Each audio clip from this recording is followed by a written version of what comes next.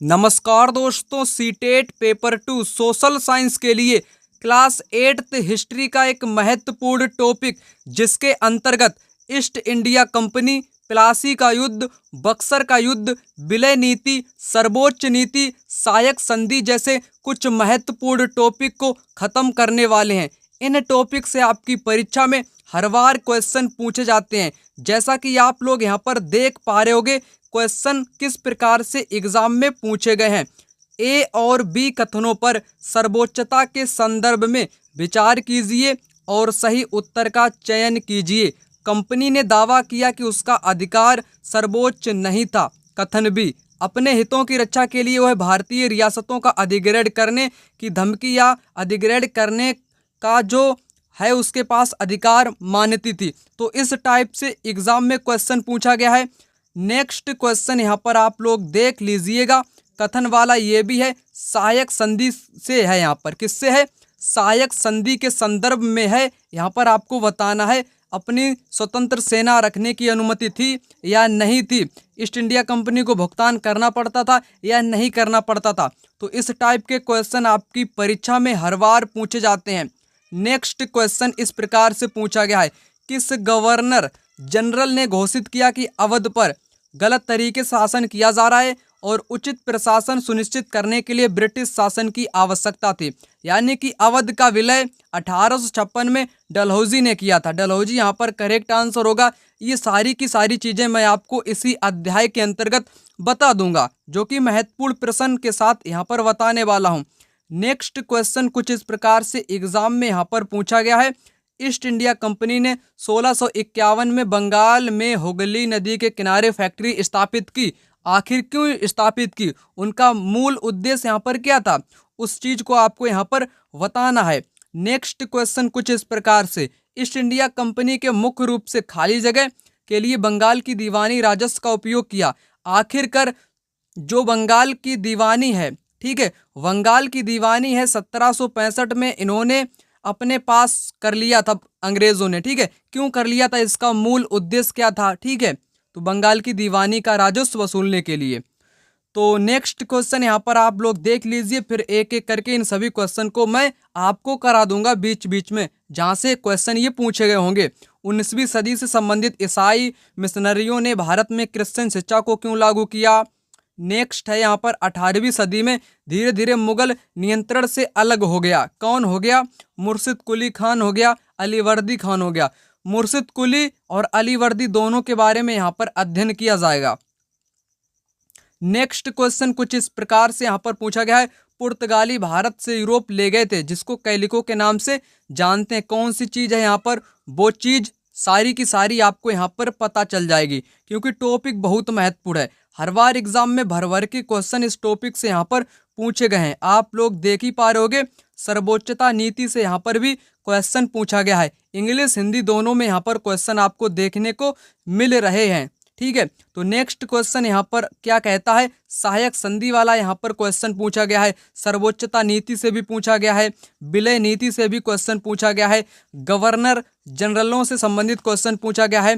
ठीक है, 1856 में बहादुर शाह जफर आखिरी मुगल बादशाह होंगे, इसके बाद कोई बादशाह नहीं होगा, ऐसा किसने कहा था? ठीक है, तो कौन सा वो गवर्नर था, यहाँ पर आपसे पूछा गया है। टॉपिक यहाँ पर आ चुका है जिसका नाम है व्यापार से साम्राज्य तक कंपनी की सत्ता स्थापित होती है। इस टॉपिक में बक्सर का युद्ध, प्लासी का युद्ध, विलय नीति, सर्वोच्च नीति, सहायक संधि जैसे महत्वपूर्ण टॉपिक को खत्म करने वाले हैं। चलिए यहाँ पर इस टॉपिक को शुरू करते हैं। सबसे महत्वपूर्ण लाइन यहाँ पर दे दी गई है जो कि एग्जाम के लिए महत्वपूर्ण है। मुगल बादशाहों में औरंगजेब आखिरी शक्तिशाली बादशाह थे। उन्होंने वर्तमान भारत के एक बहुत बड़े हिस्से पर नियंत्रण स्थापित कर लिया था। 1707 में उनकी मृत्यु हो गई। मृत्यु होने के बाद कई सारे मुगल जो सूबेदार थे, बड़े बड़े जमींदार थे, अपनी ताकत को दिखाने लगे और स्वतंत्र अपने अपने राज्य को स्थापित करने लगे। ठीक है, और उन्होंने अपनी क्षेत्रीय रियासतें कायम कर ली थी। जैसे जैसे विभिन्न भागों में ताकतवर क्षेत्रीय रियासतें सामने आने लगीं, दिल्ली अधिक दिनों तक प्रभावी केंद्र के रूप में नहीं रह सकी। तो यहाँ पर दोस्तों क्या हुआ? मुगल बादशाह एक था आपका औरंगजेब, जिसको आखिरी बादशाह कह सकते हैं। ठीक है, उसकी मृत्यु हो जाती है 1707 में। कब मृत्यु होती है? 1707 में उसकी दोस्तों मृत्यु हो जाती है, जिस कारण मुगल शासन था वो पूरी तरह कमजोर हो जाता है। दिल्ली की शक्ति पूरी तरह छिन्न भिन्न हो जाती है, कमजोर पड़ जाती है।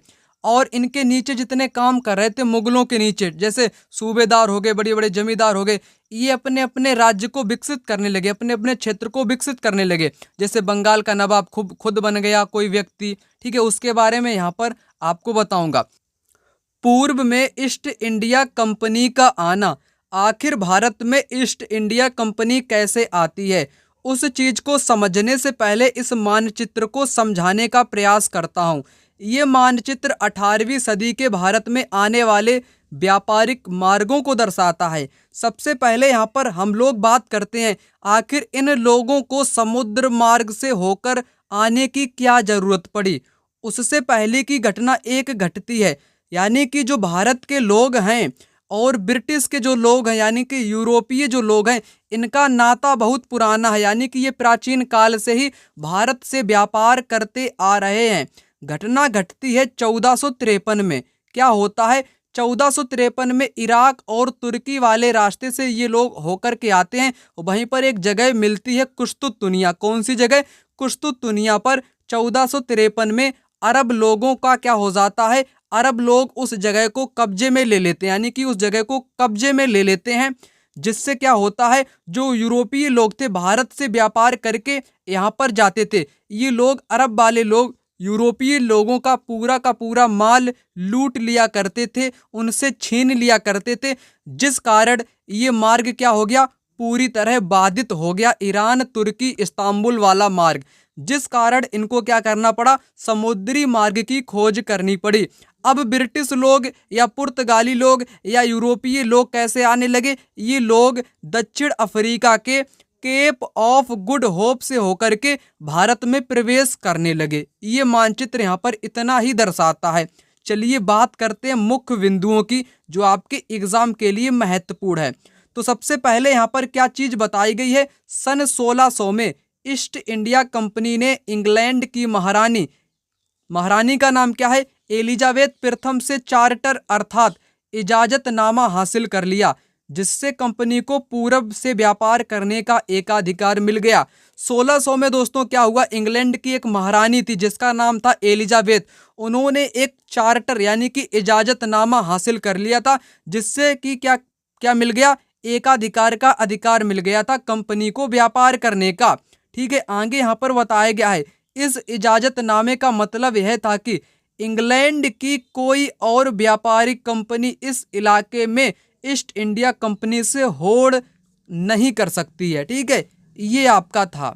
इस चार्टर के सहारे कंपनी समुद्र पार जाकर नए इलाकों को खंगाल सकती थी, वहां से सस्ती कीमत पर चीजों को खरीदकर यूरोप के बाजारों में ऊंचे दामों पर बेच भी सकती थी। कंपनी को दूसरी अंग्रेज व्यापारिक कंपनियों से प्रतिस्पर्धा का कोई डर नहीं था, ना ही भय था। उस जमाने में वाणिज्यिक कंपनियां मोटे तौर पर प्रतिस्पर्धा से बचाव करती थी। अगर बचाव हो जाता था तो वो दुगना लाभ कमा सकती थी, मुनाफा अधिक से अधिक कमा सकती थी। अगर कोई प्रतिस्पर्धी ना हो तो वे सस्ती चीजें खरीदकर उन्हें ज्यादा से ज्यादा कीमत पर बेच सकती थीं। ठीक है, आगे यहाँ पर क्या बताया गया है, लेकिन यह शाही दस्तावेज दूसरी यूरोपीय ताकतों को पूरब के बाजारों में आने से रोक नहीं सकता था। ठीक है, नहीं रोक सकता था। जब तक इंग्लैंड के जहाज अफ्रीका के पश्चिमी तट को छूते हुए केप ऑफ गुड होप का चक्कर लगाते थे, ठीक है, वैसे ही हिंद महासागर पार करते पुर्तगालियों ने भारत के पश्चिमी तट पर अपनी उपस्थिति दर्ज करा ली थी। कहने का मतलब है, जो दोस्तों कौन से लोग हैं, जो आपके इंग्लैंड के लोग हैं, वो कहाँ पर पहुंचे, अफ्रीका के पश्चिमी तट पर जैसे ही पहुंचे उससे पहले पुर्तगाली भारत में अपनी उपस्थिति दर्ज करा चुके थे, वो भारत में आ चुके थे और वे गोवा को अपना ठिकाना भी बना चुके थे। ठीक है, तो एग्जाम में पूछा जाए पुर्तगाली ने सबसे पहले ठिकाना कहाँ पर बनाया, गोवा में बनाया। पुर्तगाल के खोजी यात्री कौन थे, वास्को डी गामा 1498 में भारत पहुंचे थे। इस समुद्र मार्ग का पता लगाया था वास्को डी गामा में। आगे यहाँ पर बताया गया है 17वीं शताब्दी की शुरुआत तक डच भी हिंद महासागर में व्यापार की संभावनाएं तलाशने आए थे। कुछ ही समय बाद फ्रांसीसी व्यापारी भी आ गए थे। ठीक है, आगे यहाँ पर क्या बताया गया, समस्या क्या थी। समस्या यह थी कि सारी कंपनियां एक जैसी चीजों को खरीदना चाहते थे। यूरोप के बाजार में भारत से बने बारीक सूती कपड़े, रेशम की जबरदस्त मांग थी। इसके अलावा काली मिर्च यानी कि मसाले जैसे लौंग, इलायची, दालचीनी की भी जबरदस्त मांग थी। यूरोपीय कंपनियों के बीच इस बढ़ती प्रतिस्पर्धा से भारतीय बाजारों में इन चीजों की कीमतें बढ़ने लगी और उनसे मिलने वाला मुनाफा गिरने लगा। अब इन व्यापारिक कंपनियों के फलने फूलने का एक ही मात्र रास्ता बचा हुआ था, वे अपनी प्रतिस्पर्धा कंपनियों को खत्म कर दें। इसलिए ये कंपनियों को क्या करते थे, कभी कभी उनके पूरे के पूरे जहाज को क्या कर देते थे, पानी या समुद्र में डुबा देते थे, रास्ते में रुकावटें खड़ा कर देते थे। ठीक है, माल से लदे जहाजों को आगे बढ़ने से रोकते थे। ठीक है, और ये हथियारों का भी प्रयोग करने लगे थे, यानी कि खुद कंपनियों में ही लड़ाई वहां पर होने लगी थी। चलिए आगे बढ़ते हैं। आगे यहाँ पर महत्वपूर्ण चीज क्या दी गई है, ईस्ट इंडिया कंपनी बंगाल में व्यापार शुरू करती है। ठीक है, पहली इंग्लिश फैक्ट्री 1651 में हुगली नदी के किनारे शुरू हुई। कंपनी के व्यापारी यहीं से अपना काम चलाते थे। व्यापारियों को उस जमाने में फैक्टर कहा जाता था। इस फैक्ट्री में वेयर हाउस था जहां निर्यात होने वाली चीज़ों को जमा किया जाता था। यहीं पर उनके दफ्तर भी थे जिनमें कंपनी के अफसर बैठते थे। जैसे जैसे व्यापार फैला तो कंपनी ने सौदागरों और व्यापारियों को फैक्ट्री के आसपास आकर बसने के लिए प्रेरित किया। 1696 तक कंपनी ने इस आबादी के चारों तरफ किला बनाना शुरू कर दिया। ठीक है, क्या बनाना शुरू कर दिया, किला बनाना शुरू कर दिया। इस यहाँ से एक क्वेश्चन एग्जाम में पूछा गया है जिसको मैं अभी आपको दिखाऊंगा। 1696 तक वो क्या लोग बनाने लगे, किले बनाने लगे, व्यापारी लोग वहां पर अपना आवास भी बनाने लगे। उसके 2 साल बाद क्या हुआ, मुगल अफसरों को रिश्वत देकर 3 गांव की जमींदारी भी इन्होंने खरीद ली। किसने किसने खरीद ली दोस्तों, यही अंग्रेजों ने खरीद ली। ठीक है, उनमें से एक गांव था कालीकाता, जिसको क्या कहते हैं वर्तमान में कोलकाता के नाम से जानते हैं। कंपनी ने मुगल सम्राट औरंगजेब को इस बात के लिए तैयार किया कि कंपनी को बिना शुल्क चुकाए व्यापार करने का फरमान जारी करे, और उसने जारी भी दोस्तों कर दिया था। तो चलिए यहाँ पर क्वेश्चन को आपको सबसे पहले दिखा देता हूँ। क्वेश्चन कुछ इस प्रकार से पूछा गया है, ईस्ट इंडिया कंपनी ने 1651 में बंगाल में हुगली नदी के किनारे फैक्ट्री स्थापित की, क्योंकि उन्होंने वहां पर फैक्टर लोगों को रखने के लिए, व्यापारिक लोगों को रखने के लिए, सौदागर लोगों को रखने के लिए, वहां पर किला बनवाने के लिए उन्होंने 1651 में हुगली नदी के किनारे फैक्ट्री स्थापित की। तो 4 विकल्प करेक्ट होगा। एक आधार यानी कि बेस स्थापित करने के लिए जहां से फैक्टर अपना काम चला सकें। फैक्टर क्या थे, वहां पर वो लोग दफ्तर बनाते थे जहां से कंपनी का काम हो सके, इसलिए उन्होंने 1651 में बंगाल में हुगली नदी के किनारे फैक्ट्री स्थापित की। यहाँ पर आप लोग साफ देख सकते हो 1651 हुगली नदी के किनारे शुरू की, क्योंकि व्यापारी लोग यहीं से काम चलाते थे। ठीक है, फैक्टर के लिए यहाँ पर इन्होंने शुरू की थी, और 2 साल बाद 96 में इन्होंने उस चारों ओर किला बनाना शुरू कर दिया था। उसके बाद इन्होंने एक गांव खरीद लिया था जिसका नाम था कालीकाता, जिसको वर्तमान में कोलकाता के नाम से जानते हैं। उसके बाद इन्होंने क्या किया, औरंगजेब से बिना शुल्क चुकाए व्यापार करने का आदेश भी जारी करवा लिया। उसके बाद क्या दोस्तों हुआ, यहाँ पर कंपनी ज़्यादा से ज़्यादा रियासतें हासिल करने और पहले से मौजूद अधिकारियों का ज़्यादा से ज़्यादा फायदा उठाने में लग गई। उदाहरण की यहाँ पर बात करूँ, जैसे औरंगजेब के फरमान से केवल कंपनी को शुल्क मुक्त व्यापार का अधिकार मिला था। कंपनी के जो अफसर निजी तौर पर व्यापार चलाते थे या छूट नहीं थी, उन्होंने भी क्या किया, उन्होंने भी शुल्क देने से क्या कर दिया, मना कर दिया, इनकार कर दिया। कंपनी तो शुल्क चुका ही नहीं रही थी, उसी के साथ जो कंपनी के अफसर थे उन्होंने भी शुल्क चुकाने से क्या कर दिया, इनकार कर दिया।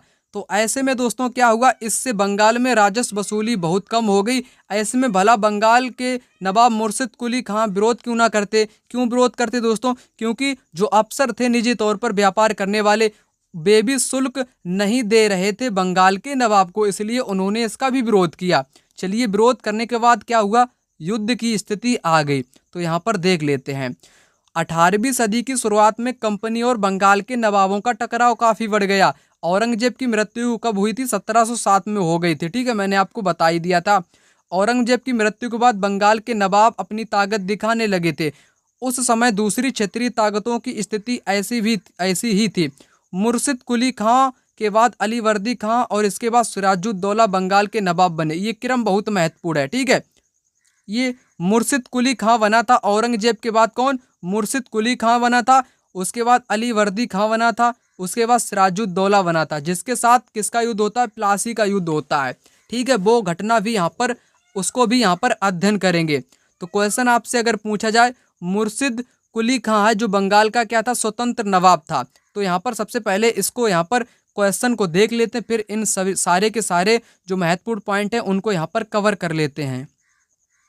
क्वेश्चन कुछ इस प्रकार से पूछा गया है, निम्नलिखित में से किसके नेतृत्व में बंगाल 18वीं सदी में धीरे धीरे मुगल नियंत्रण से अलग हो गया था? ठीक है, तो यहाँ पर आपका आंसर क्या होना चाहिए दोस्तों? मुर्शिद कुली खान। ठीक है, औरंगजेब के बाद कौन आया था? मुर्शिद कुली खान ही आया था।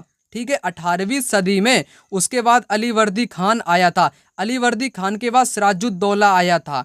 ठीक है, तो यहाँ पर मुर्शिद कुली खान इस क्वेश्चन का राइट आंसर हो जाएगा।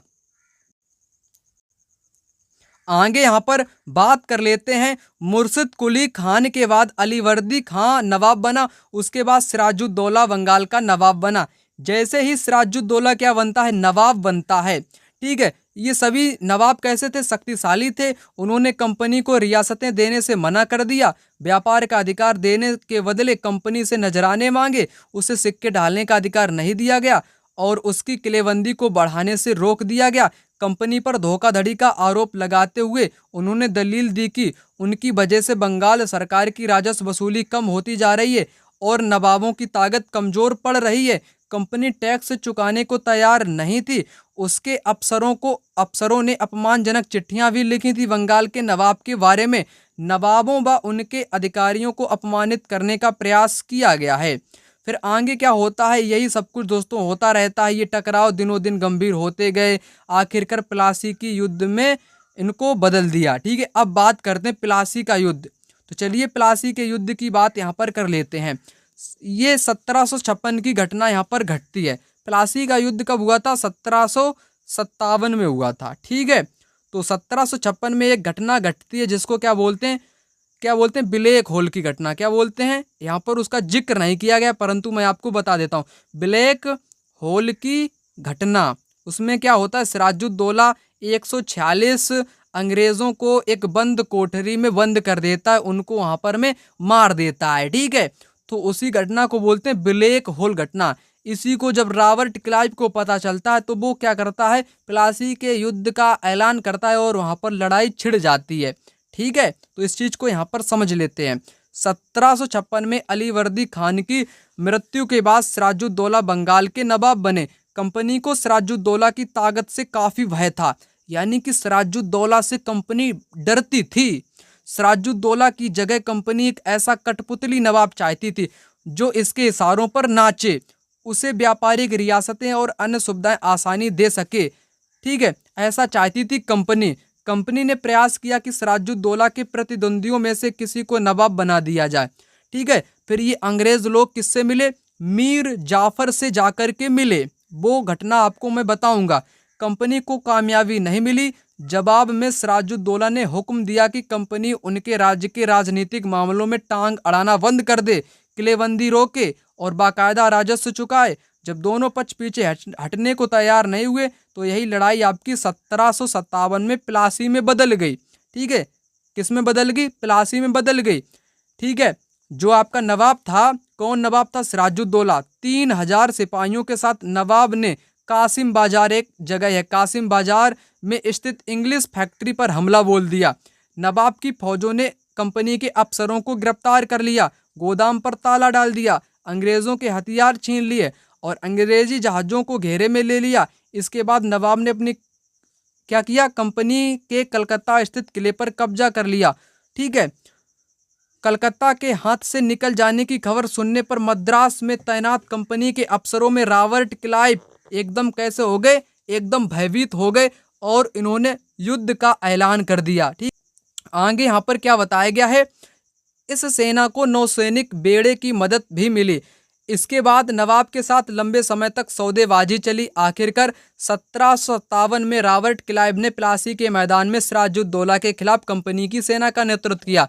सिराजुद्दौला की हार का एक मुख्य कारण था उसके सेनापतियों में से एक सेनापति मीर जाफर की क्या थी, मिली भगत थी। ठीक है, ये मीर जाफर मिल चुका था रॉबर्ट क्लाइव से और रॉबर्ट क्लाइव ने कहा था अगर हम लोग सिराजुद्दौला को हरा देते हैं तो आपको नवाब बना देंगे। ऐसा ही हुआ। मीर जाफर को क्या बना दिया गया दोस्तों, मीर जाफर को नवाब बना दिया गया और सिराजुद्दौला की हत्या हो गई। ठीक है, सिराजुद्दौला को यहाँ पर मार दिया गया। ठीक है, अब किसको नवाब बना दिया गया, यहाँ पर नवाब बना दिया गया मीर जाफर को। ठीक है, उस दौरान ठीक है वहाँ पर रॉबर्ट क्लाइव ने अंग्रेज सम्राट के मुख्य विदेश मंत्री कौन थे उस वक्त में, विलियम पिट। विलियम पिट एक क्या थे, एक विदेश मंत्री थे, ये भी याद रखना आप लोग। चलिए आगे बढ़ते हैं। आगे यहाँ पर एक महत्वपूर्ण, ये जितने भी महत्वपूर्ण मैंने रंगों से यहाँ पर हाईलाइट किया है वे सारी लाइनें आपके एग्जाम के लिए महत्वपूर्ण हैं। प्लासी की जंग इसलिए महत्वपूर्ण मानी जाती है क्योंकि भारत में यह कंपनी की पहली बड़ी क्या थी, पहली बड़ी जीत मानी जाती है कंपनी की। प्लासी की जंग के बाद सिराजुद्दौला को मार दिया जाता है और मीर जाफर को नवाब बना दिया जाता है। कंपनी अभी भी शासन की जिम्मेदारी संभालने को तैयार नहीं थी, जबकि एक तरीके से उसने पूरे बंगाल पर अपना आधिपत्य कर लिया था, फिर भी उसने जिम्मेदारी नहीं संभाली। इसका मुख्य कारण आपसे पूछा जा सकता है। इसका मुख्य कारण है कि वो अपने व्यापार को अधिक से अधिक बढ़ाना चाहती थी और विस्तार से व्यापार को बढ़ाना चाहती थी। इसलिए उसने प्लासी के युद्ध के दौरान बंगाल पर पूरी तरीके से नियंत्रण नहीं किया, लेकिन कर सकती थी पूरा नियंत्रण, लेकिन नहीं किया। क्यों नहीं किया, व्यापार को उसको बढ़ाना था। ठीक है, तो चलिए आगे यहाँ पर बात कर लेते हैं। जल्दी ही कंपनी को एहसास होने लगा कि रास्ता भी अभी भी आसान नहीं है। कठपुतली नवाब भी हमेशा कंपनी के इशारे पर नहीं चलते थे, आखिरकार उन्हें भी तो अपनी प्रजा की नज़र में सम्मान दिखाना ही पड़ता था। ठीक है, तो फिर कंपनी क्या करती, फिर कंपनी ने क्या किया, मीर जाफर का विरोध किया। ठीक है, मीर जाफर ने कंपनी का विरोध किया और मीर जाफर को गद्दी से हटाकर मीर कासिम को बैठा दिया गया। मीर जाफर का यहाँ से पत्ता हटा और वैसे ही मीर कासिम को यहाँ पर बना दिया गया। परंतु मीर कासिम एक महत्वाकांक्षी नवाब कह लो। ठीक है, तो उसने मीर कासिम से भी नाराज हो गया। बक्सर की लड़ाई हो गई 1764 में। ठीक है, बक्सर की लड़ाई कब हुई, 1764 में बक्सर की दोस्तों लड़ाई हुई थी। मीर कासिम के साथ शाह आलम द्वितीय भी इसमें शामिल था। शाह आलम द्वितीय था, मीर कासिम था और अवध का नवाब कौन था, अवध का नवाब था शुजाउद्दौला। सिराजुद्दौला नहीं, शुजाउद्दौला। ठीक है, शुजाउद्दौला। ये तीनों के बीच में और अंग्रेजी सेना के बीच में ये तीन एक साथ थे और अंग्रेज एक तरफ थे। ठीक है, 1764 में बक्सर की लड़ाई हुई थी।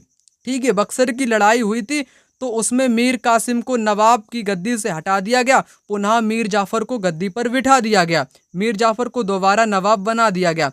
उसके बाद क्या होती है, इलाहाबाद की संधि होती है। क्या होती है, इलाहाबाद की संधि होती है। यहाँ पर आपके दिया नहीं गया है। ठीक है, लेकिन जो लाइनें यहाँ पर दी गई वो लाइनें इलाहाबाद संधि की हैं।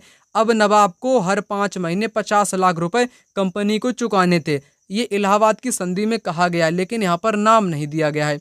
कंपनी अपने सैनिक खर्चों से निपटने, व्यापारिक जरूरतों और सैन्य खर्चों को पूरा करने के लिए और पैसा चाहती थी। कंपनी और ज़्यादा इलाके और ज़्यादा कमाई चाहती थी। ठीक है, तो इतना आपने समझ लिया। आगे ये बहुत महत्वपूर्ण लाइन यहाँ पर दी गई है एग्जाम के लिए, इसको आप लोग नोट भी कर सकते हो। 1765 में जब मीर जाफर की मृत्यु हुई तब कंपनी के इरादे बदल चुके थे।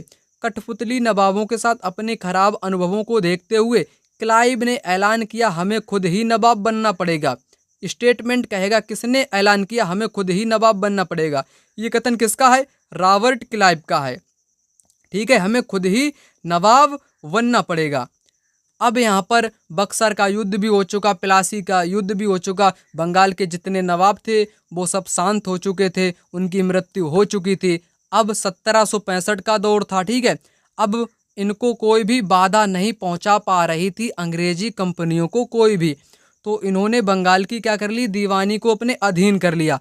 आखिरकार 1765 में मुगल सम्राट ने कंपनी को ही बंगाल प्रांत का दीवान नियुक्त कर दिया। दीवानी मिलने के कारण कंपनी को बंगाल के विशाल राजस्व संसाधनों पर नियंत्रण मिल गया।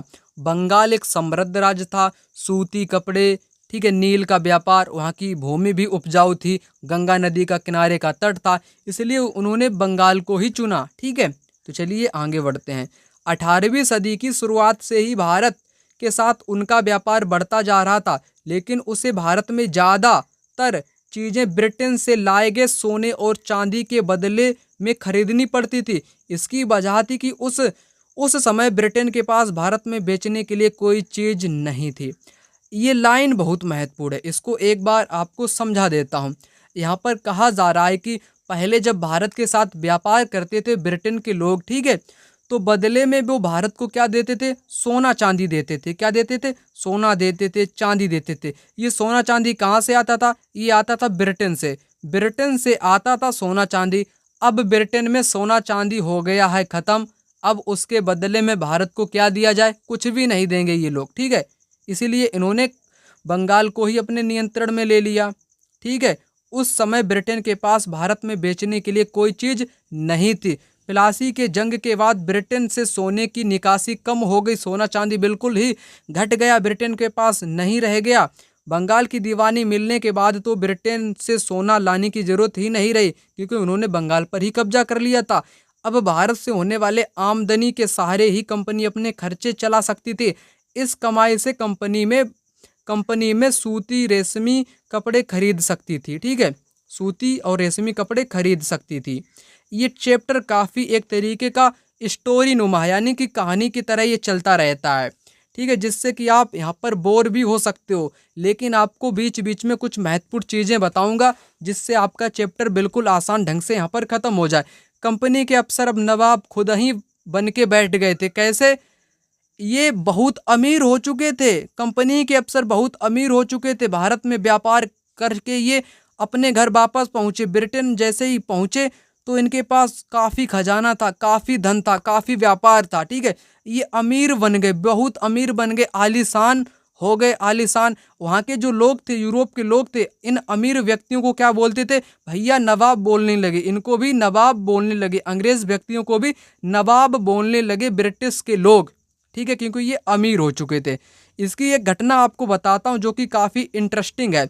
वो घटना है रॉबर्ट क्लाइव की। रॉबर्ट क्लाइव ने बहुत सारा धन कमा लिया था। खुद रॉबर्ट क्लाइव ने ही भारत में बेहिसाब दौलत जमा कर ली थी। 1743 में इंग्लैंड से मद्रास आया तो उसकी उम्र 18 साल थी, और 1767 में 2 बार गवर्नर बनने के बाद हमेशा के लिए भारत से रवाना हुआ तो उसकी दौलत कितनी होगी दोस्तों, यहाँ पर दोस्तों उसकी दौलत कितनी होगी, 40,000। ठीक है, 40,1102 पाउंड के बराबर हो गई। दिलचस्प की बात यह है कि गवर्नर ने अपने दूसरे कार्यकाल में उसे कंपनी के भीतर फैले भ्रष्टाचार को खत्म करने का काम सौंपा गया था, लेकिन 72 में ब्रिटिश संसद में उसे खुद भ्रष्टाचार के आरोप पर सफाई देनी पड़ी थी और उसने आत्महत्या कर ली 1474 में। 1774 में, कब, 1774 में उसने आत्महत्या कर ली थी। तो इतना अमीर हो चुका था। इसी प्रकार छोटे छोटे जो व्यापारी थे वो भी एक अमीर बन चुके थे, आलीशान जीवन जी रहे थे। आगे यहाँ पर बताया गया है कि कंपनी का फैलता शासन, यदि हम 1757 से 1857 के बीच ईस्ट इंडिया कंपनी के द्वारा भारतीय राज्यों पर कब्जे की प्रक्रिया देखें तो कुछ महत्वपूर्ण बातें सामने आती हैं। किसी अनजान इलाके में कंपनी ने सीधे सैनिक हमला प्राय नहीं किया। उसने किसी भी भारतीय रियासत का अधिग्रहण करने से पहले विभिन्न राजनीतिक, आर्थिक और कूटनीतिक साधनों का इस्तेमाल किया था। ठीक है, बक्सर की लड़ाई 1764 के बाद कंपनी ने भारतीय रियासतों में रेजिडेंट तैनात कर दिए। ठीक है, आखिर दोस्तों ये रेजिडेंट क्या थे, ये एक प्रकार के दोस्तों राजनीतिक या व्यावसायिक प्रतिनिधि हुआ करते थे। उनका काम कंपनी के हितों की रक्षा करना था। रेजिडेंट का काम क्या था, कंपनी के हितों की रक्षा करना था और उन्हें आगे बढ़ाना था। रेजिडेंट के माध्यम से कंपनी के अधिकारी भारतीय राज्यों के भीतर मामलों में भी दखल देने लगे। अगला राजा कौन होगा, किस पद पर किसको बिठाया जाएगा, इस तरह की चीज़ें भी कंपनी के अफसर भी तय किया करते थे। ठीक है। उसके बाद कई बार कंपनी ने रियासतों पर सहायक संधि थोप दी। अब बात करते हैं सहायक संधि की, जो कि कई बार एग्जाम में यहाँ से कई कई क्वेश्चन पूछे गए हैं। तो सबसे पहली पॉइंट यहाँ पर क्या है, बंदोबस्त को मान लेती है, उसके अपनी स्वतंत्र सेनाएं रखने का अधिकार नहीं है। ठीक है। जो रियासत इस बंदोबस्त को मान लेती है, अगर कोई भी व्यक्ति या नवाब या राजा सहायक संधि को मान लेता है तो उसके पास स्वतंत्र सेनाएं रखने का अधिकार नहीं रहता है। पहली और महत्वपूर्ण बात यहाँ पर ये रही, उसको सेना रखने का अधिकार नहीं होता है, सेना रखने का अधिकार नहीं होता है। तो उसके पास क्या होता है, उसके पास कंपनी की तरफ से सुरक्षा मिलती है, कंपनी की तरफ से सुरक्षा मिलती है, परंतु अपनी खुद की सेना नहीं रख सकता है। सहायक सेना के रखरखाव के लिए कंपनी को पैसा देती है। ठीक है, वह कंपनी को पैसा देती है। राजा या नवाब होगा वो कंपनी को ही पैसा देगा। अगर भारतीय शासक रकम अदा करने में चूक जाते थे तो जुर्माने के तौर पर उनका इलाका कंपनी अपने कब्जे में ले लेती थी। उदाहरण के लिए जब रिचर्ड वेलेजली गवर्नर जनरल बना, उस समय अवध के नवाब को 1801 में अपना आधा इलाका कंपनी को सौंपने के लिए मजबूर किया गया, क्योंकि नवाब सहायक सेना के लिए पैसा अदा करने में चूक गए थे। इसी आधार पर हैदराबाद के भी कई इलाके छीन लिए गए थे। आप लोगों को आसान शब्दों में समझा देता हूं, आखिर सहायक संधि क्या थी। सहायक संधि में नवाब हो चाहे राजा हो, वो अपनी खुद की सेना नहीं रख सकता था, उसको कंपनी की तरफ से सुरक्षा मिलती थी। सहायक सेना के लिए कंपनी को पैसा देती थी, यानी कि राजा हो या नवाब हो, वो कंपनी को पैसा देगी सेना रखने के लिए। ठीक है। अगर वो ऐसा नहीं कर पाते हैं, रकम अदा नहीं कर पाते हैं, तो उनका जो इलाका होगा नवाब का या राजा का, वो उनसे छीन लिया जाएगा, यानी कि कब्जे में ले लिया जाएगा। ऐसा उदाहरण मैंने आपको कहाँ का बताया, अवध का बताया। 1801 में उसकी आधी जो है क्या है, संपत्ति कह लो या क्या कह लो, इलाका कह लो, उसको अंग्रेजों ने छीन लिया था। इसी प्रकार हैदराबाद को भी छीन लिया था। ये दोस्तों क्या थी, सहायक संधि थी। अब आपको यहाँ पर क्वेश्चन दिखाता हूँ। सहायक संधि से संबंधित क्वेश्चन इस प्रकार से पूछा गया है। सहायक संधि के बारे में भारतीय शासकों को बाध्य किया गया था। यहाँ पर करेक्ट आंसर होगा 4 विकल्प। उनकी कोई अपनी स्वतंत्र सैनिक शक्ति नहीं होगी, परंतु केवल कंपनी द्वारा सुरक्षा प्राप्त कर सकेंगे और इसके रख रखाव का खर्चा उन्हें वहन करना होगा। किसको वहन करना होगा, नवाब या शासक को ही इसका खर्चा वहन करना होगा। सहायक संधि आप लोग समझ लो, राजा या महाराजा कोई भी हो, वो अपनी स्वतंत्र सेना नहीं रख सकता है, कंपनी उसको सुरक्षा प्रदान करेगी। जितना भी सैनिकों का रख रखाव का खर्चा आएगा वो शासक द्वारा ही खर्चों को भरा जाएगा। यही आपकी है सहायक संधि। एक और क्वेश्चन यहाँ पर है आपका सहायक संधि से संबंधित, उस क्वेश्चन को भी यहाँ पर आपको करा देता हूँ। ठीक है। सहायक संधि से रिलेटेड यहाँ पर क्वेश्चन ये रहा आपका। क्वेश्चन में क्या कहा गया है, सहायक संधि के विचार पर यहाँ पर आपको राइट आंसर बताना है। भारतीय शासकों को अपनी स्वतंत्र सेना रखने की अनुमति थी, नहीं थी, गलत है। भारतीय शासकों को ईस्ट इंडिया कंपनी को भुगतान करना पड़ता था, बिल्कुल करना पड़ता था। रख रखाव के लिए, सैनिक रख रखाव के लिए उनको भुगतान करना पड़ता था। बी केवल और केवल राइट है, बी केवल और केवल राइट है, ए गलत है, परंतु बी सही है। चलिए बढ़ते हैं आगे। यहाँ पर दोस्तों बात करेंगे टीपू सुल्तान की, जिसको शेर ए मैसूर के नाम से भी जानते हैं। तो ये टीपू सुल्तान कौन है, ठीक है, हैदर अली और उनके विख्यात पुत्र सुल्तान टीपू सुल्तान जैसे शक्तिशाली शासकों के नेतृत्व में मैसूर काफी ताकतवर हो चुका था। मालावर तट जो कि दक्षिण भारत में पड़ता है, होने वाला व्यापार मैसूर रियासत के नियंत्रण में था, जहां से कंपनी काली मिर्च, इलायची खरीदती थी। और 1785 में टीपू सुल्तान ने अपनी रियासत में पड़ने वाले बंदरगाहों से चंदन की लकड़ी, काली मिर्च, इलायची का निर्यात रोक दिया। सुल्तान ने स्थानीय सौदागरों को भी कंपनी के साथ कारोबार करने से क्या कर दिया, रोक दिया। टीपू सुल्तान ने भारत में रहने वाले फ्रांसीसी व्यापारियों से घनिष्ठ संबंध विकसित कर लिए और उनकी मदद से सेना का आधुनिकीकरण किया था। यानी कि दोस्तों ये टीपू सुल्तान दक्षिण का रहने वाला था। मालाबार तट पर इसका पूरा का पूरा नियंत्रण था। मालाबार तट जो है वहाँ पर क्या होता था, चंदन की लकड़ी हो गई, काली मिर्च हो गई, इलायची हो गई, इन पर उन्होंने क्या कर दिया, बेचने पर रोक लगा दी, निर्यात करने पर रोक लगा दी, जिससे कि अंग्रेज नाराज हो गए।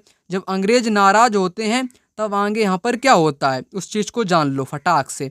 तो उसके बाद क्या हुआ, सुल्तान के इन कदमों से अंग्रेज आग बबूला हो गए। उन्हें उन्हें हैदर अली और टीपू सुल्तान बहुत महत्वाकांक्षी, घमंडी और खतरनाक दिखाई देते थे। अंग्रेजों को लगता था कि ऐसे राजाओं को नियंत्रित करना और कुचलना बहुत जरूरी है।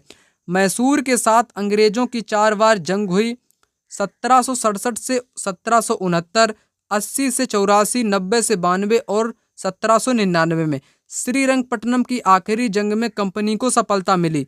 अपनी राजधानी की रक्षा करते हुए टीपू सुल्तान मारे गए और मैसूर का राजकाज पुराने बोडियार राजवंश के हाथों में सौंप दिया गया। इसके साथ ही मैसूर पर भी सहायक संधि क्या कर दी गई, थोप दी गई। ये थी टीपू सुल्तान की कुछ महत्वपूर्ण कहानी। ठीक है, 4 जंग हुई थी मैसूर के साथ। ठीक है, टीपू सुल्तान ने बचपन में किसी शेर को मार दिया था, इसलिए उसको शेर ए मैसूर के नाम से भी जानते हैं। यहाँ पर एक महत्वपूर्ण वाक्य दिया गया है और चित्र के साथ भी दिखाया गया है। कंपनी की फौजों को हैदर अली और टीपू सुल्तान ने कई बार युद्ध में हराया, लेकिन 1792 में मराठों और हैदराबाद के निजाम और कंपनी की संयुक्त फौजों के हमले के बाद टीपू सुल्तान को अंग्रेजों से संधि करनी पड़ी। इस संधि के तहत के अनुसार उनके 2 बेटों को अंग्रेजों ने बंधक के रूप में अपने पास रख लिया। ठीक है, अपने पास रख लिया था अपने बेटों को। यहाँ पर उनके बेटे दर्शाए गए हैं और ये आपका टीपू, ये आपका हैदर अली यानी कि टीपू सुल्तान दर्शाया गया है। तो यहाँ पर टीपू सुल्तान की एक कहानी दी गई है। 1782 में मैसूर के राजा बना है टीपू सुल्तान और उसने जंगल में शिकार खेलने गया और उसने क्या किया, शेर उनके सामने आया, उनकी बंदूक से मौके पर ही साथ नहीं दिया और कटार भी जमीन पर गिर गई थी। ऐसे में निहत्ते ही शेर का क्या किया, मुकाबला किया, आखिरकार कटार उठा ली, अंत में उन्होंने शेर को मार दिया। इसलिए उनको शेर ए मैसूर के नाम से भी जानते हैं। किसको? टीपू सुल्तान को शेर ए मैसूर के नाम से भी जानते हैं। अब बात कर लेते हैं मराठों के साथ लड़ाई आगे हुई थी। एक आपका युद्ध हुआ था 1763 में, जिसको पानीपत का तृतीय युद्ध क्या बोलते हैं, पानीपत का 3rd युद्ध बोलते हैं, 1763 में हुआ था। ठीक है, तो उससे क्या हुआ कि मराठा शक्ति विकेंद्रित होकर स्थानीय सत्ता के रूप में उभरी। उन्हें कई राज्यों में बांट दिया गया। इन राज्यों में बागडोर, सिंधिया, होलकर, गायकवाड़ और भोंसले जैसे अलग अलग राजवंशों के हाथों में थी। ये सारे सरदार एक पेशवा यानी कि सर्वोच्च मंत्री के अंतर्गत एक कन्फेडरेसी राज्यमंडल के सदस्य थे। पेशवा इस राज्यमंडल का सैनिक और प्रशासकीय प्रमुख था। पेशवा कौन था? एक प्रशासकीय प्रमुख था। आगे यहाँ पर क्या बताया गया है, यहाँ पर ये बहुत महत्वपूर्ण लाइन बताई गई है, इसको आप नोट भी कर सकते हो। यहाँ पर ये वाली लाइन, महादजी सिंधिया, नाना फडनीस 18वीं सदी के आखिर के 2 प्रसिद्ध मराठा योद्धा और राजनीतिज्ञ थे। क्या थे? मराठा योद्धा और राजनीतिज्ञ थे। उसके बाद एक सालाबाई की संधि होती है 1782 में। सालाबाई संधि के साथ ये सब कुछ खत्म होता है, जिसमें कोई पक्ष नहीं जीत पाता है। दूसरा अंग्रेज मराठा युद्ध 1803 से 5 में कई मोर्चे पर लड़ा गया। इसका नतीजा यह हुआ कि उड़ीसा और यमुना के उत्तर में स्थित आगरा व दिल्ली सहित कई भूभाग पर अंग्रेजों ने कब्जा कर लिया। अंततः 1817 से 1819 के तीसरे अंग्रेज मराठा युद्ध में मराठों की सत्ता समाप्त हो गई। पेशवा को पुणे से हटकर कानपुर के पास बिठूर में पेंशन पर भेज दिया गया। अब विंध्य के दक्षिण में स्थित पूरे भूभाग पर कंपनी का नियंत्रण हो गया। यानी कि मराठों के साथ भी अंग्रेजों का क्या हुआ था? युद्ध हुआ था। सालाबाई की संधि भी 1782 में हुई थी। ठीक है, उसके बाद दूसरा युद्ध हुआ 1803-5 में, 1817 और 1819 में दूसरा युद्ध हुआ था, तीसरा युद्ध हुआ था। ठीक है, तीसरा युद्ध हुआ था, जिससे कि मराठा शक्ति बिल्कुल ही छिन्न भिन्न हो गई थी और इनको खत्म कर दिया गया भारत से।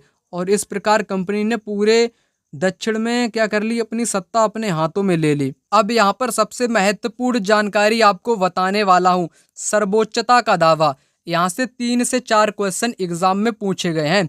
19वीं सदी की शुरुआत से कंपनी क्षेत्रीय विस्तार की आक्रामक नीति पर चल रही थी। लॉर्ड हेस्टिंग्स के नेतृत्व में सर्वोच्चता की एक नई नीति शुरू की गई। सर्वोच्चता की नीति किसने शुरू की थी? लॉर्ड हेस्टिंग्स ने शुरू की थी। कंपनी का दावा था कि उसकी सत्ता सर्वोच्च है, इसलिए वह भारतीय राज्यों के से ऊपर है। अपने हितों की रक्षा के लिए वह भारतीय रियासतों का अधिग्रहण करने या उनको अधिग्रहण की धमकी देने का अधिकार अपने पास मानती है। यह सोच बाद में अंग्रेजों की नीतियों में दिखाई देती है। इन्हीं लाइन से एग्जाम में इसी वर्ष क्वेश्चन पूछा गया है।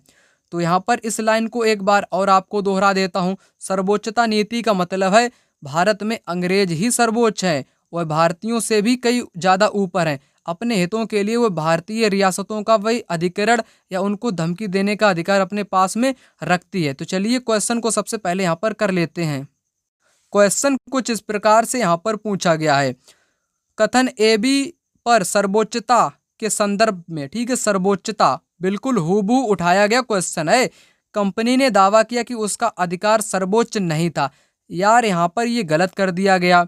कंपनी का मानना है कि संपूर्ण भारत पे ही मेरा ही कब्जा रहेगा, मैं ही सर्वश्रेष्ठ यहाँ पर सर्वोच्च रहूंगा, परंतु नहीं के कारण ये कथन यहाँ पर कैसा हुआ? गलत हो गया। ठीक है, गलत हो गया। अपने हितों की रक्षा के लिए वो भारतीय रियासतों का अधिग्रहण करने या धमकी देने का अधिकार अपने पास में रखती थी। बिल्कुल करेक्ट, केवल और केवल बी सही है, ए गलत बी सही। 4 ऑप्शन इस क्वेश्चन का राइट आंसर हो जाएगा। मैंने आपको यहाँ पर बता दिया सर्वोच्चता का दावा क्या था। अंग्रेज अपने आप को ही सर्वोच्च मानते थे, चाहे वो जिस भी राज्य का क्या कर लें, रियासत का अधिग्रहण कर लें, वो उनकी थी सर्वोच्चता का दावा। उन्होंने कई इलाकों को अपने कब्जे में लेने का प्रयास किया। जैसे एक इलाका था कित्तूर। कित्तूर में एक रानी थी, रानी का नाम क्या था? रानी चेन्नम्मा थी। अंग्रेजों ने क्या किया दोस्तों? छोटे सा राज्य को अपने कब्जे में लेने का प्रयास किया। वही रानी थी चेन्नम्मा, उसने हथियार उठा लिए और अंग्रेजों के खिलाफ आंदोलन छेड़ दिया। 1824 में उनको गिरफ्तार कर लिया और 1829 में उनको जेल में ही मृत्यु हो गई। चेन्नम्मा के बाद कित्तूर में स्थित संगोली के एक गरीब चौकीदार रायन्ना ने भी यही प्रतिरोध जारी रखा। ठीक है, तो इस तरीके से कुछ उदाहरण मिलते हैं। उनको भी 1830 में फांसी पर लटका दिया जाता है। ठीक है, कई महिलाओं ने यहाँ पर हथियार भी उठा लिए थे अपने राज्य को बचाने के लिए। आगे 1830 के दशक के अंत में ईस्ट इंडिया कंपनी रूस के प्रभाव से बहुत डरी हुई थी। यहाँ पर बात मैं कर रहा हूँ रूस से संबंधित। ठीक है, रूस से बहुत कंपनी डर गई थी, इसलिए उसने भारत के उत्तर पश्चिम पर अपना नियंत्रण स्थापित करना चाहा। उत्तर प्रदेश, पंजाब, हरियाणा वाले इलाके में, जम्मू कश्मीर वाले इलाके में। ठीक है, उसके बाद 1838 से लेकर 42 के बीच अफगानिस्तान के साथ एक लंबी लड़ाई लड़ी और वहां के अप्रत्यक्ष कंपनी ने शासन स्थापित कर लिया। 1843 में सिंध भी कब्जे में आ गया। अब पंजाब की बारी थी। पंजाब के एक राजा थे, कौन थे? महाराज रणजीत सिंह ने कंपनी की दाल नहीं गलने दी। 1839 में रणजीत सिंह की मृत्यु हो जाती है। उसके बाद 1849 में अंग्रेजों ने पंजाब का भी अधिग्रहण कर लिया। ये थी अधिग्रहण की घटना। अब यहाँ पर मैं बात करने वाला हूँ विलय नीति की। किसकी दोस्तों? विलय नीति को कौन लाया था? डलहौजी लाया था। कौन? डलहौजी लाया था विलय नीति को। इसने अवध का विलय कब किया? 1856 में इसने अवध का विलय कर लिया था कुशासन के आरोप में। आपको आगे यहाँ पर बताऊंगा। ठीक है, चलिए विलय नीति की यहाँ पर बात कर लेता हूँ। अधिग्रहण की आखिरी लहर 1848 से 56 के बीच में गवर्नर जनरल बने लॉर्ड डलहौजी के शासन काल में चली। इनको लॉर्ड कहना भी गंदा लगता है। ठीक है, ये लॉर्ड लायक नहीं है, ये इतने गंदे व्यक्ति थे, इनकी कहना ही क्या। ठीक है, तो ये डलहौजी था एक व्यक्ति जिसने विलय नीति को अपनाया था। इसने कई प्रांतों को अपने कब्जे में ले लिया। सिद्धांत क्या था? डलहौजी ने एक नई नीति अपनाई जिसे विलय नीति का नाम दिया। यह सिद्धांत इस तर्क पर आधारित था कि अगर किसी शासक की मृत्यु हो जाती है और उसका कोई पुरुष वारिस नहीं है, यानी कि पुत्र नहीं है, तो उसकी रियासत हड़प ली जाएगी, यानी कंपनी के भूभाग का हिस्सा बन जाएगी। इस सिद्धांत के आधार पर एक के बाद एक कई रियासतें को क्या किया गया? उनको भी कब्जे में ले लिया गया। ठीक है, जैसे 17 का 48 में यहाँ से मिलान वाला क्वेश्चन पूछा गया है। 17 को 48 में, संबलपुर को 1850 में, उदयपुर को 1852 में, नागपुर को 53 में, झांसी को 1854 में, अवध को 56 में। आगे आखिरकार 1856 में कंपनी ने अवध को भी अपने नियंत्रण में ले लिया। इस बार अंग्रेजों ने एक नया तर्क दिया। उन्होंने कहा कि अवध की जनता को नवाब के कुशासन से आज़ाद कराने के लिए कर्तव्य से बंधे हुए हैं, इसलिए वे अवध पर कब्जा करने को मजबूर हैं। अपने प्रिय नवाब को जिस तरह से गद्दी से हटाया गया, उसे देखकर लोगों में गुस्सा भड़क उठा और अवध के लोग भी 1857 के महान विद्रोह में शामिल हो गए। ठीक है, ये थी कुछ हड़प नीति की बात, यानी कि विलय नीति की बात थी, जिसको मैंने आपको यहाँ पर बता दिया। अब आगे महत्वपूर्ण बात है, आपके नए शासन की स्थापना हो रही थी। गवर्नर जनरल वारेन हेस्टिंग्स आ चुका था। वो बहुत महत्वपूर्ण व्यक्ति में उसकी गिनती होती थी, वारेन हेस्टिंग्स की। ठीक है, उसने कंपनी को फैलाने में बहुत महत्वपूर्ण भूमिका भी निभाई। वारेन हेस्टिंग के समय आते आते कंपनी न केवल बंगाल बल्कि बम्बई, बंगाल, मद्रास, ये तीनों पर उनका क्या हो गया था, पूरी तरह अधिकार हो गया था, जिनको 3 प्रेसिडेंसी के नाम से जानते थे। ये 3 प्रेसिडेंसी थी, बंगाल, मद्रास और बम्बई। ठीक है, चलिए आगे बात करते हैं। आगे यहाँ पर 1772 में एक नई न्याय व्यवस्था स्थापित की गई। इस व्यवस्था में प्रावधान किया गया कि हर जिले में 2 अदालतें होंगी, फौजदारी अदालत और दीवानी अदालत। ठीक है, 2 अदालतें होंगी। 1772 में आदेश आया। दीवानी अदालतों के मुखिया यूरोपीय जिला कलेक्टर होंगे। दीवानी अदालतों के मुखिया यूरोपीय जिला कलेक्टर होंगे। यहाँ से एग्जाम में क्वेश्चन हूबहू पूछा गया है। उस क्वेश्चन को मैं यहाँ पर नहीं लगा पाया, इसके लिए माफ़ी चाहूँगा। ठीक है, लेकिन पूछा गया है, यहाँ से कथन वाला पूछा गया है। मौलवी और हिंदू पंडित उनके लिए भारतीय कानूनों की व्याख्या करते थे। फौजदारी अदालतें अभी भी काजी और मुफ्ती के अंतर्गत ही चलती थी, लेकिन वे भी कलेक्टर की निगरानी में भी काम करते थे। यानी कि दीवानी अदालत यूरोपीय जिला कलेक्टर करते थे। ठीक है, और इसमें ये हिंदू पंडित मौलवी ये सब कुछ शामिल थे। काजी मुफ्ती के अंतर्गत होता था। काजी क्या है, मुफ्ती क्या है, यहाँ पर बताया गया है। काजी क्या है दोस्तों, एक न्यायाधीश होता है। मुफ्ती क्या, मुस्लिम समुदाय होता है। अब आपको सारे के सारे क्वेश्चन यहाँ पर करा देता हूँ। पहला क्वेश्चन, सर्वोच्चता के संदर्भ में कंपनी ने दावा किया कि उसका अधिकार सर्वोच्च नहीं था। गलत। कंपनी ने क्या दावा किया था, उसका जो अधिकार होगा वो सर्वोच्च होगा। नहीं के कारण आपका ये कथन गलत हुआ। अपने हितों की रक्षा के लिए वह भारतीय रियासतों का अधिग्रहण कर सकती है, विलय भी कर सकती है। उसका अधिकार कंपनी के पास में था। ये करेक्ट है। तो यहाँ पर पहला आपका गलत है, दूसरा राइट है। ए गलत किंतु बी सही है। 4 विकल्प करेक्ट आंसर होगा। नेक्स्ट क्वेश्चन यहाँ पर आपसे पूछा गया था सहायक संधि से। सहायक संधि में भारतीय शासक को अपनी स्वतंत्र सेना रखने की अनुमति थी। नहीं दोस्तों, ये अपनी स्वतंत्र सेना नहीं रख सकते थे, बल्कि अंग्रेज़ों की सेना रख सकते थे, और उस सेना का जितना भी खर्च होगा वो खुद शासक को ही देना पड़ेगा।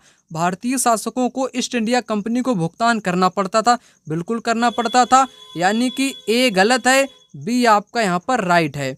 बी आपका यहाँ पर राइट है, इसलिए 4 विकल्प करेक्ट आंसर होगा इस क्वेश्चन का। चलिए आगे बढ़ते हैं। यहाँ पर अगला प्रश्न, किस गवर्नर जनरल ने घोषित किया कि अवध पर गलत तरीके से शासन किया जा रहा है और उसका विलय कर दिया? डलहौजी ने। ठीक है, अवध का विलय कर दिया था 1856 में कुशासन के आरोप में। ये मैंने आपको बता ही दिया। नेक्स्ट क्वेश्चन यहाँ पर क्या है दोस्तों, इस चीज़ को भी मैं आपको बता देता हूँ। ईस्ट इंडिया कंपनी 1651 में बंगाल में हुगली नदी के किनारे फैक्ट्री स्थापित करती है, जिसका मुख्य कारण था आधार स्थापित करना, बेस आधारित करना, जहां पर फैक्टर अपना काम चला सकें। फैक्टर लोगों को कहते हैं जो सौदागर थे या व्यापारी थे, उनको रहने के लिए जगह देना। ठीक है, फैक्ट्री इसलिए स्थापित की गई वो वहाँ से अपने दफ्तर से काम कर सकें। ठीक है, 4 विकल्प करेक्ट होगा। नेक्स्ट यहाँ पर है, ईस्ट इंडिया कंपनी ने मुख्य रूप से बंगाल की दीवानी राजस्व का उपयोग किया। किस लिए किया था? इन्होंने भारत में सूती कपड़े और रेशमी कपड़ों को खरीदने के लिए बंगाल से दीवानी राजस्व का उपयोग किया, क्योंकि बंगाल एक समृद्धशाली क्षेत्र था, मृदा भी उपजाऊ थी, नदी का किनारा था, इसलिए वहाँ पर सूती अधिक होता था, रेशमी कपड़े भी अधिक होते थे, इसलिए उन्होंने बंगाल की दीवानी हासिल कर ली थी। ठीक है, कब कर ली थी? 1765 में कर ली थी, बक्सर के युद्ध के पश्चात ही। चलिए आगे बढ़ते हैं। यहाँ पर नेक्स्ट क्वेश्चन क्या है दोस्तों? 19वीं सदी में ईसाई मिशनरियों ने भारत में क्रिश्चियन शिक्षा को लागू क्यों किया? वो क्या करना चाहते थे? लोगों के नैतिक चरित्र सुधारने के लिए। ठीक है, ये करेक्ट यहाँ पर हो जाएगा। नेक्स्ट क्वेश्चन क्या था? 18वीं सदी में धीरे धीरे मुगल नियंत्रण से हो गया था मुर्शिद कुली खान के नियंत्रण से। ठीक है, मुर्शिद कुली खान के बाद अलीवर्दी खान आता है, अलीवर्दी खान के बाद सिराजुद्दौला आता है जो कि प्लासी का युद्ध करता है 1757 में। करेक्ट आंसर मुर्शिद यहाँ पर होगा। चलिए बढ़ते हैं अगले प्रश्न की तरफ। निम्नलिखित मदों में से कौन सी मद कैलिको के नाम से जानी गई जिसे पुर्तगाली भारत से यूरोप ले गए थे? वो है आपकी कौन सी दोस्तों? वो आपकी है सूती कपड़े। क्या है दोस्तों? सूती कपड़े हैं। चलिए अगले प्रश्न की बात कर लेते हैं। 19वीं सदी में ब्रिटेन के औद्योगिकरण के साथ निम्नलिखित में से कौन सा परिवर्तन हुआ था? ठीक है, ये कुछ क्वेश्चन आपके इसी टॉपिक से होंगे, कुछ नहीं होंगे, क्योंकि यहाँ पर टॉपिक में कुछ टॉपिक आपके हटा दिए गए हैं। ठीक है, इसलिए क्वेश्चन आपके पुराने हैं। तो यहाँ पर इस क्वेश्चन का राइट आंसर होगा पहला वाला। भारत ब्रिटिश उद्योगों को कच्चे माल की आपूर्ति करने वाला प्रमुख देश बन गया था। यहाँ पर सर्वोच्चता नीति से संबंधित क्वेश्चन पूछा गया है। अंग्रेजों की सर्वोच्चता नीति से संबंधित कंपनी का दावा था कि उसकी सत्ता सर्वोच्च है, इसलिए वो भारतीय राज्यों से ऊपर है। बिल्कुल करेक्ट। उसने घोषित किया कि भारतीय शासक ये बिना मृत्यु वाला, ये आपका विलय नीति में आ जाता है। ठीक है, तो मैंने आपको बता ही दिया, सेकेंड करेक्ट आंसर होगा यहाँ पर। चलिए बढ़ते हैं नेक्स्ट क्वेश्चन।